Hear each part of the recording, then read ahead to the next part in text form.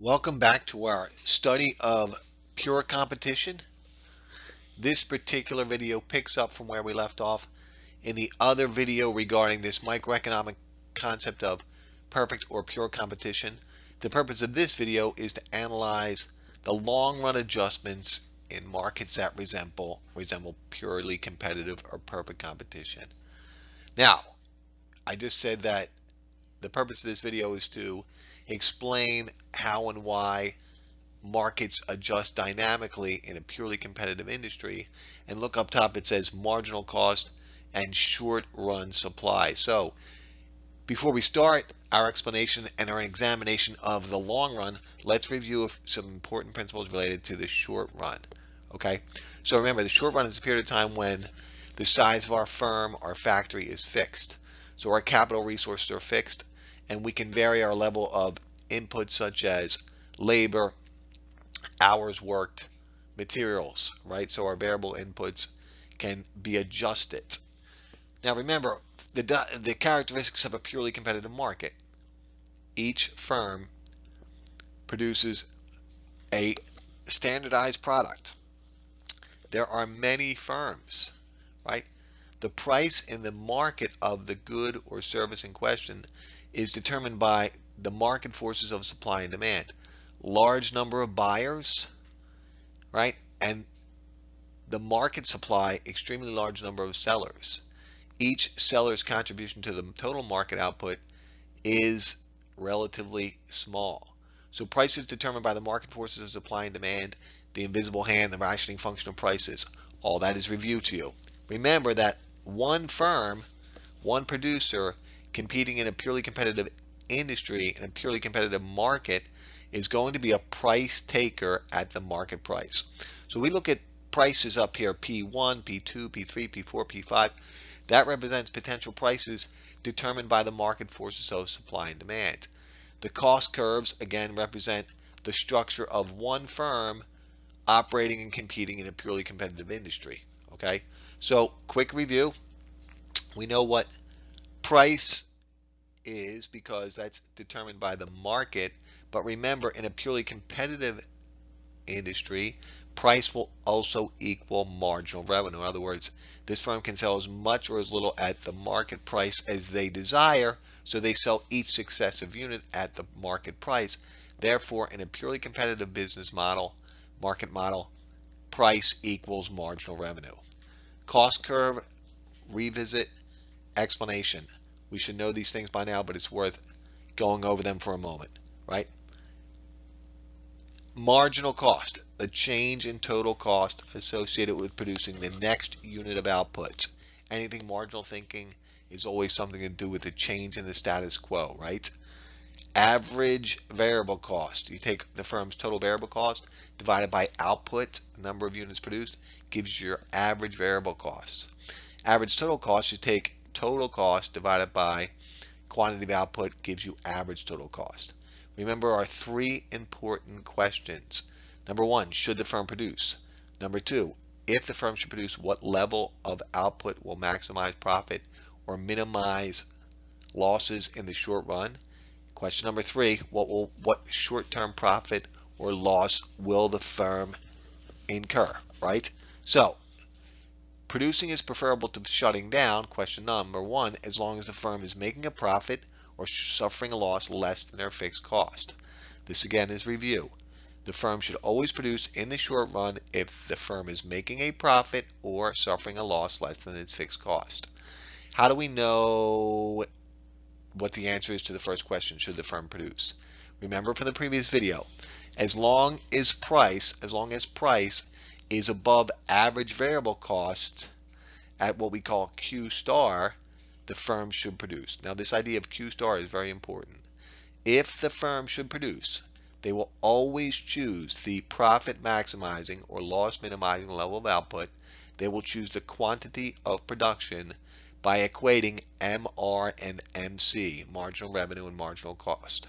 So if you look at the intersection of the blue marginal cost curve and all of the potential prices, also the marginal revenue curves, it demonstrates the quantity of output that the firm will produce based on that equation of MR equals MC. You equate MR to MC. That relationship will always dictate for the firm profit maximizing or loss minimizing level of output, assuming producing is preferable to shutting down. All right, so why is part of the marginal cost curve dotted line and the other part solid? Notice the part of the marginal cost curve below the average variable cost is telling us the firm in that instance at those prices would not produce. They would shut down. So the firm will produce as long as price is equal to or greater than average variable cost at MR equals MC. So if you look at price 2, the firm will produce quantity 2, which means the firm will actually be suffering a loss exactly equal to its fixed cost, right? At price 3, the firm will produce Q3 and they will suffer a short run economic loss. At price 4, what will happen? At price 4, the firm will produce quantity 4, right? Point D on the curve there, and they will actually break even. They will cover all of their explicit cost and all of their implicit cost, and that they will actually break even. And we call that normal profit. Normal profit is the idea that the firm is covering all of its land, labor, and capital costs, and the cost to acquire and retain the ownership, resources, skills, efforts, and energies. If the price is P5, this firm will produce Q5 and make an economic profit in the short run. The reason why this is important review, on the following slides, we will ask the question, what if short run profits continue to exist beyond the short run? And what if losses continue to be suffered by purely competitive firms over a longer period? The idea of long run dynamic adjustments. Okay, this is the historic price of a barrel of oil from 1970 through 2014. Now, we could evaluate this whole period, but for simplicity, let's look at different segments instead of tackling this entire time period as one. So let's say that we're a firm, we're an oil producer, right? So we drill for oil. Let's assume that the average total cost of a barrel of oil for our firm, in other words, when you consider the fixed cost plus the variable cost, right, and you add them together, you divide it by quantity of output, that gives you average total cost. Let's assume that average total cost for our firm is $40 per barrel. The question is, should we produce, right? Now, according to this graph, this diagram, this information conveyed on the historical price of a barrel of oil, you could draw a line from 40 straight across, right? And you could call that the demarcation line of when the firm would be making economic profit, right? Anytime the price of a barrel of oil is above average total cost, $40, this firm would be making economic profit. So that period from, say, 72 through 86, and then again a little period there in the 80s, and then again from 2003 all the way through 2009, and then really from 2009 all the way through 2014. So the firm would be making economic profit if the price in the market is above average total cost. During all of those periods, this firm would definitely produce because they're making economic profits. Now the question of when would they shut down? A little more challenging to explain that because we don't know what the firm's average variable cost would be per unit, but you could assume that the firm's average variable cost per unit, would vary based on the level of output at that particular time and moment. But if you say it was, say, $30 per barrel, right, you could draw a line between 20 and 40. You could use that as the periods of time when the firm would actually shut down. In other words, when shutting down would be preferable to producing because by shutting down in the short run, the firm would suffer a loss equal to its fixed cost. and not greater than its fixed cost. This is just a little practical way of thinking about how firms actually equate real life price to production decisions. Now, you might think to yourself, well, is that the way firms really operate? There's plenty of evidence to suggest that the smaller drillers, the independent drillers that perform fracking and directional drilling, absolutely make their decisions on which oil rigs they will operate based on the current market price of a barrel of oil, and the same microeconomic approach to making that decision as we're performing in this class. Is the firm covering its average total cost per barrel? Definitely produce. Is the firm suffering a loss less than its fixed cost? Definitely produce. Producing is not preferable to shutting down. In other words, shutting down is preferable if the firm would suffer a loss greater than its fixed cost. So let's begin our discussion on changes in market supply based on what happens to purely competitive industries in the long run. We know how equilibrium price is determined, the market forces of supply and demand.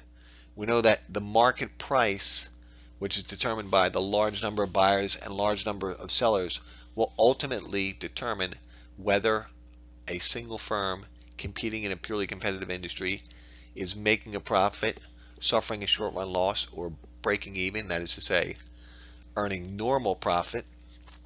So let's look at this by discussing first the firm versus the industry, and then we'll talk about dynamic adjustments over longer periods.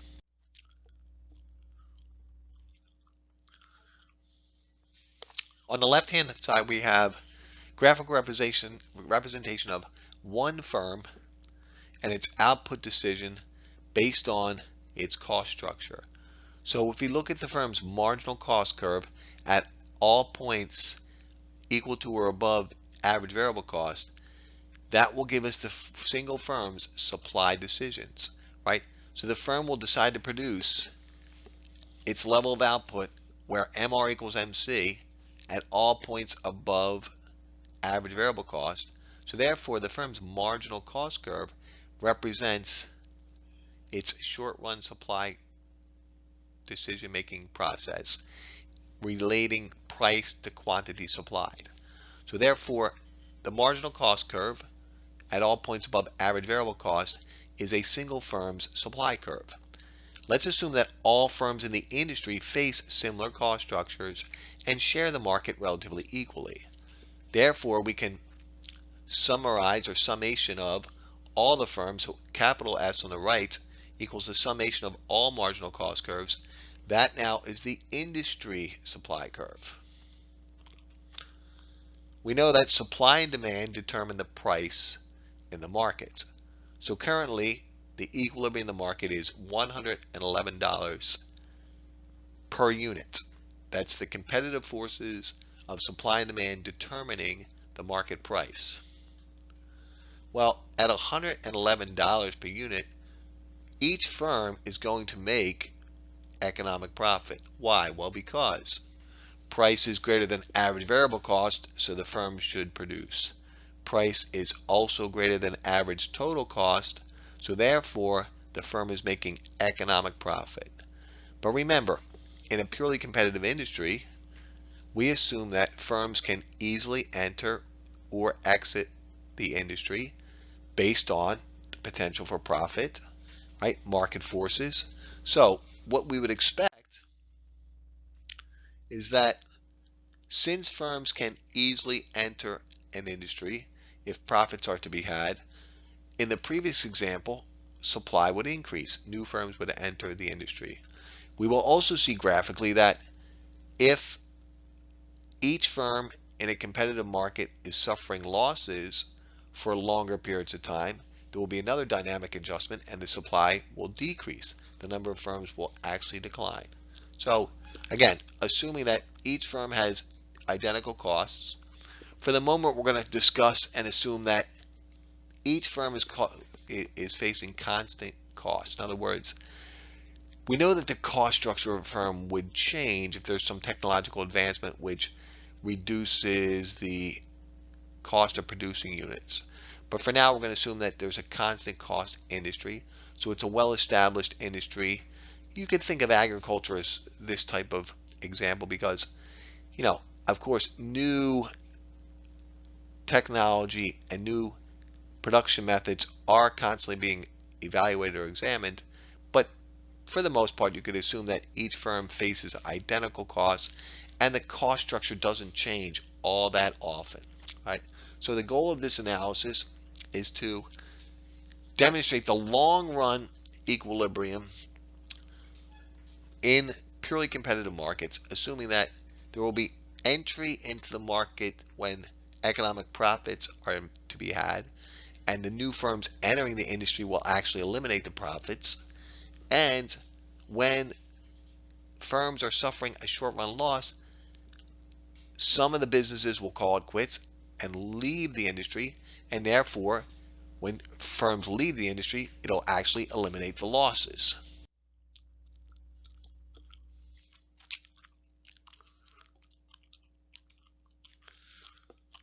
So the current situation in this market, right? The single firm on the left, the industry on the right. Let's assume we're the single firm. What's our short run profit loss situation? You should have recognized that price equals average total cost. So if price is equal to average total cost at 100 quantity of output, this firm is what? Earning normal profits, aka breaking even, covering its explicit costs and its implicit costs. If this situation persisted for longer periods of time, there would be no adjustment in the industry. But let's assume for some reason that the taste and preferences for this particular product or the number of buyers increases, driving price up from $50 to $60. You can see now that price is well above average total cost. Higher price means economic profit because price above average total cost means the firm is making profits above and beyond just covering their resources. Well, that's going to attract new competitors into the industry. See the supply shift from S1 to S2. Observe that dynamic market adjustment as new firms enter the industry. Notice that the increase in supply based on the increase in the number of producers will drop price back down to where we were at $50. So we would assume that in a market where firms can easily enter an industry when economic profits are available, there will be dynamic adjustments and firms will enter the industry until the economic profits are no longer available. A good example of this in real life might be something like web page design when the internet first became such a phenomena in the, we'll call it the early 90s. Every business, whether it was a large corporation such as Pfizer or General Motors, or every small mom and pop shop like a dry cleaner and a pizza shop, all of a sudden wanted a web presence. So if you went to class to become a web designer, you could start offering that service. There were very few barriers to entry. Now, of course, not every web page is the same, so we can't say it's a perfectly standardized product, but you get the idea that in the beginning, there was so much money to be made by becoming a web designer because there was a huge increase in the demand for that particular service. Firms entered the industry, whether they were individuals offering this service or companies that blossomed to offer that web page design on a larger scale, and the dynamic adjustment eliminated economic profits.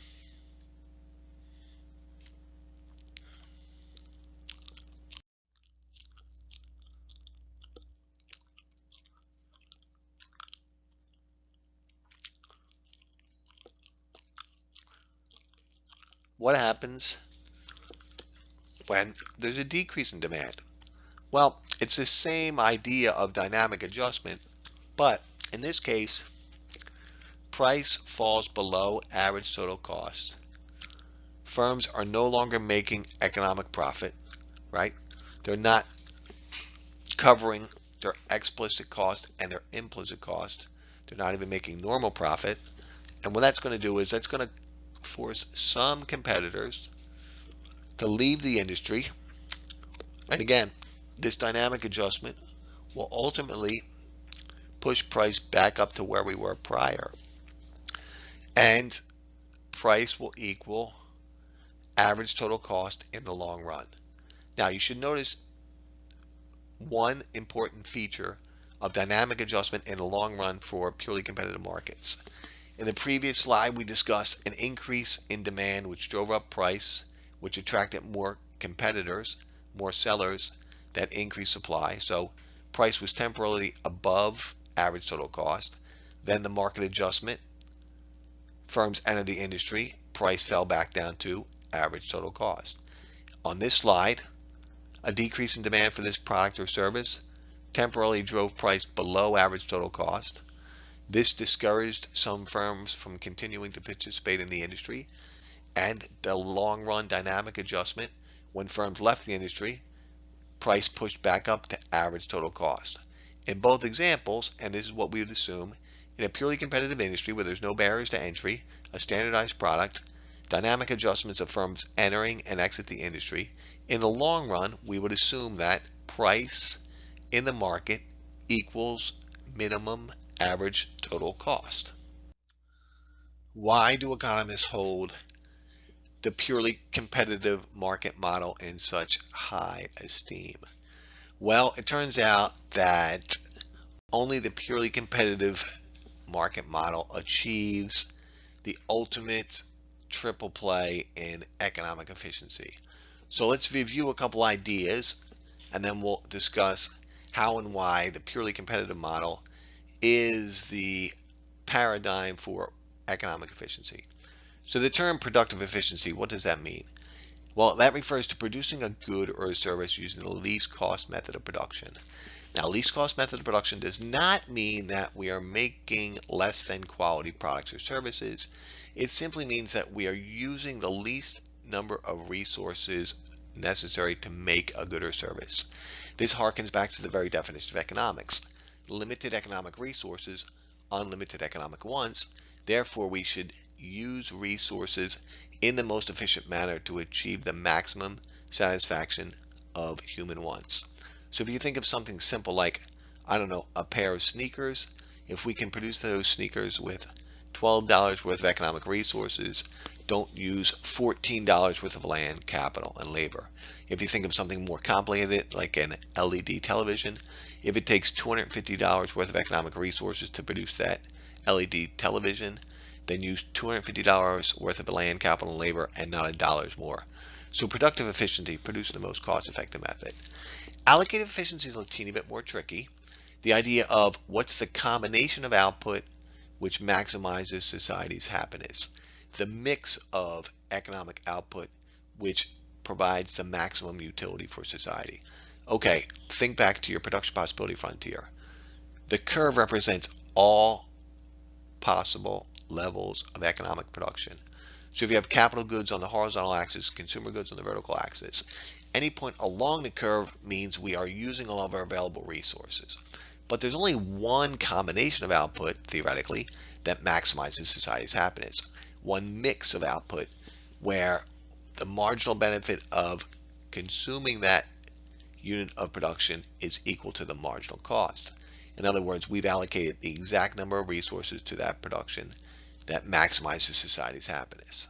So now that you have an understanding of what these two important types of efficiency mean after revisiting them, let's explain how and why only under a purely competitive market model do we by default achieve productive and allocative efficiency. Okay, so here it says productive efficiency, producing where price equals minimum average total cost. We just spent some time examining the long run market adjustments in a purely competitive industry. If the demand for a product or service in a purely competitive industry increases, that will attract new producers, and therefore the price will not stay above average total cost for long, right? We saw that a few slides ago. If price in the market continues to persist at a level where firms are suffering a short-run economic loss, then firms will be discouraged and some firms will leave the industry. So most economists believe that in the long run, a purely competitive industry achieves a situation where price equals minimum average total cost after the market has time to adjust. So what do we mean by minimum average total cost? Take your fixed cost, take your variable cost, add them together, divide by quantity of output, right? That yields the number for average total cost.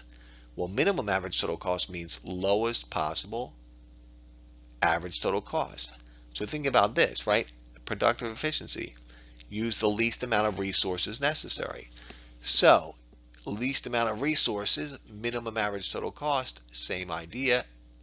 In a purely competitive situation, the market forces of supply and demand. Buyers increase the demand for a product, temporarily pushes price up, economic profits are available. Sellers enter an industry, increase in sellers brings price back down. The whole idea here is that in the long run, when the market's had time to adjust, price equals minimum average total cost, and therefore price equals productive efficiency, right? That happens by default by the market forces of supply and demand. Now, allocative efficiency. On our slide here, it says producing where price equals marginal cost. So if you remember way back when we said, okay, how do we theoretically determine which point on the curve of our production possibility represents the combination of output, the mix of economic production that maximizes society's happiness? There's definitely a normative piece to this. It's a bit subjective, but society weighs the marginal benefit of producing and consuming that next unit with the marginal cost of how those resources could have been used otherwise, right? So we notice that in a purely competitive market, each firm decides its level of production by equating price to marginal cost. Now, why price? Because remember, price equals marginal revenue in a purely competitive market. And the firm is a price taker. So the firm decides its profit maximizing or loss minimizing level of output by equating MR, which is also price, to MC. So therefore, price equals marginal cost, which means that, right, by default, again, the beauty of a purely competitive market, price will equal marginal cost. Therefore, the number of resources dedicated to producing this product will be just enough to meet society's demands, society's desires for this product or service, and therefore we achieve allocative efficiency. We will not over or under allocate resources to the production of this particular product. So this triple equality, we call it. Price equals marginal cost. Price also equals minimum average total costs. Now we're going to revisit something we discussed in the chapters on market, consumer, and producer surplus, and we're going to demonstrate and explain that in a purely competitive industry, we will, in the long run, always maximize consumer and producer surplus due to the dynamic adjustments of purely competitive industries and the fact that in the long run, production takes place where price equals minimum average total cost and price equals marginal cost, productive and allocative efficiency. The invisible hand, Adam Smith's vision of economic efficiencies. Markets determining what goods or services are produced, how many of those goods and services are produced, and for whom these goods and services are produced. The beauty of a purely competitive market model. This industry adjusts automatically to changes in consumer taste and preferences, resource supplies, or technology. Think about your basic understanding of supply and demand and the idea of markets. And imagine an industry dominated by a large number of buyers and a large number of sellers. Each buyer is attempting to maximize their utility by purchasing a product up to and including the point where the next unit of consumption marginal benefit is greater than or equal to the marginal cost. Producers are attempting to maximize profit by searching out the least cost method of production and adjusting to market conditions based on signals from demand, as we discussed earlier. Each producer is a price taker. When consumers' tastes and preferences change, demand may increase, demand may decrease, it drives price up, it drives price down. Automatically, markets adjust. When you think about resource supplies and resource usage, think about a product or service that used to be popular, necessary, or part of our daily or weekly consumption, such as milk, right? If you think about how crazy it is with one generation where the consumption of milk has declined dramatically, it's crushing dairy farmers, but there's been a serious decline in the demand for milk. Milk used to be on many a table for the average American for lunch and or dinner just as a consumption beverage. It's been replaced with water, other type of soft drinks, and even other types of milk that are not dairy milk like soy milk. Serious decrease in demand for milk means we don't need as many resources available to produce cows and to make certain that the transportation and logistics involved with delivering milk from farms to dairy to supermarkets, all of those dynamic adjustments. No government intervention is necessary. The market determines based on consumer preferences. Adam Smith called this idea consumer sovereignty, that ultimately consumers vote with their dollars and they determine how resources are allocated in the long run. Changes in technology also affect the markets. Think about a good or a service that did not exist 10 or 15 years ago and is now commonplace. When I was growing up, the idea of E-ZPass would have been something from Star Trek. Now it's in every car, right? By the time I was in high school, it became commonplace. By the time I was in college, all of a sudden, it was kind of abnormal not to have E-ZPass. So how did that change the marketplace? Well, a technological advancement reallocated resources away from certain type of a resource like labor and into more capital-intensive factories.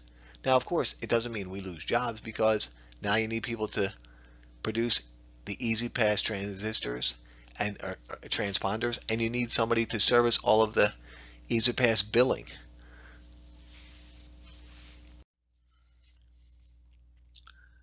Think about if you own a business. You're constantly seeking out the least cost method of production in order to maximize your profits.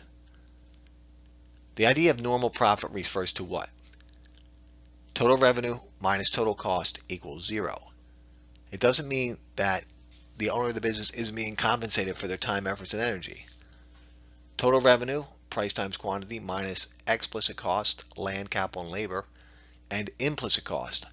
What is the next best alternative, the opportunity cost of keeping the owner's efforts and energy in that business? Well, entrepreneurs are unique. They innovate. They're driven by the profit motive. They introduce new products or services, or they bring to market a new twist on an older product or service.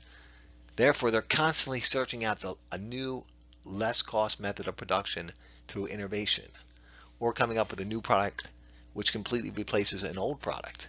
They don't want to just settle for normal profit. They want to seek out profits above and beyond economic profit. LP records gave way to 8-track tapes. 8-track tapes gave way to cassette tapes. Cassette tapes gave way to compact discs. CDs gave way to streaming. That's a brief history of the delivery mechanism for music. How did this happen?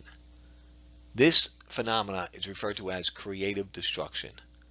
In an innovative, dynamic economy where the market just adjusts automatically to consumer taste and preferences, and entrepreneurs have the opportunity to innovate and offer new products and services to replace older products and services, creative destruction is going to be commonplace in the economy. This phrase was coined by an economist called Schumpeter, named Schumpeter. He was the one who immediately identified this phenomena as a natural occurrence of a market-based economy. Every car on the road 20 years ago was a combustion engine. All of a sudden we started to offer hybrid cars. It looked like hybrid cars might replace the combustion engine. It's interesting that hybrids may just be a short-run phenomena, and we might move purely to electric cars. How did this happen? Right, some innovative, creative engineer, scientist, and automobile designer realized that battery power could propel a car, and that the science behind batteries had advanced enough to be a viable option for transportation method. It seems like a natural occurrence when you think about the negative side effects of a combustion engine and the pollution. Now, are electric cars completely clean? Obviously not, but they seem to be cleaner than the alternative. Again, the market adjusts without any third party such as a government determining or influencing how resources are allocated. Creative destruction is part of the natural process of any market-based capitalist society. Final slide examining pure competition in the long run. On the left-hand side, we have one firm, the cost structure, and the idea of a single firm in a purely competitive market being a price taker. This is review, but let's make certain you understand these principles. Single firm produces where MR equals MC. Remember, marginal revenue in a purely competitive situation is the price in the market. Demand, as experienced by one producer, is perfectly elastic at the market price. So P, price, equals marginal revenue equals demand. In the long run, we realize that markets will adjust.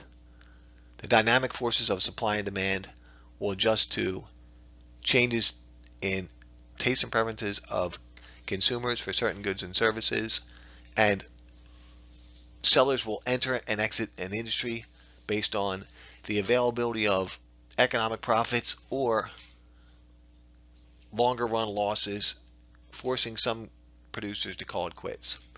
In the long run, we believe that in a purely competitive industry, we have this triple equality.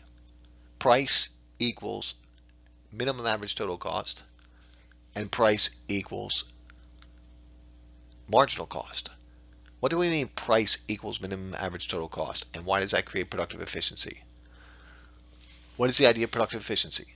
Producing in the least cost method of production, using the least amount of resources necessary. So we notice that after dynamic market adjustments, what happens in a purely competitive situation? The firm will always produce at a point where it's at its minimum average total cost per unit, right? So what is average total cost measuring? Right? If you take your fixed cost plus your variable cost divided by quantity of output, right? Average total cost per unit. In a purely competitive situation, over the long run, each firm will produce at its minimum average total cost, meaning using the least cost method of production. Not only will this happen naturally by the dynamic forces of supply and demand, firms who want to continue to compete in a purely competitive market, who are by the nature of the industry forced to be price takers, will constantly seek out innovative ways to reduce costs. Price equals minimum average total cost. Society achieves productive efficiency. What about allocative efficiency? Right, the mix of output where society is happy with capital goods, consumer goods, pizzas and robots, right? What is the mix of production that maximizes society's happiness?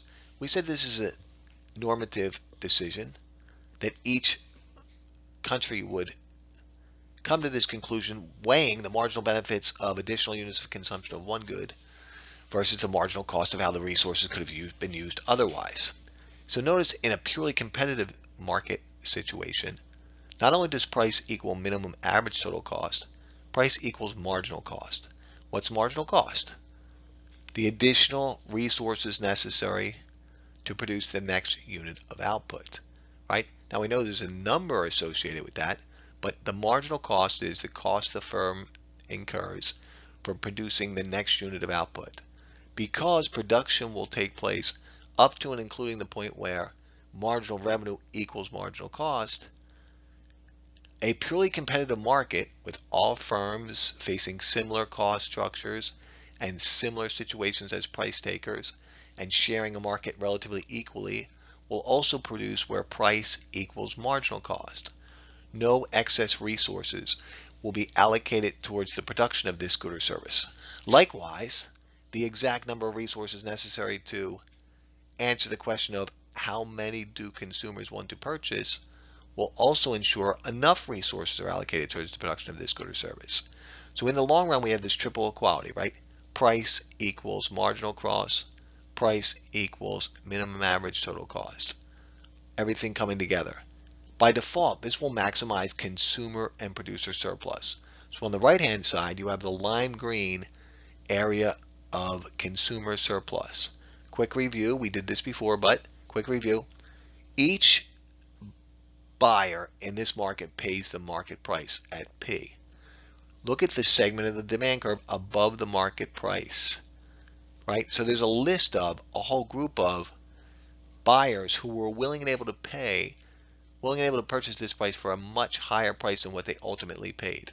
So the segment of the demand curve at that white dot to the top represents all the buyers who were willing and able to purchase this product or service at a price above the market price.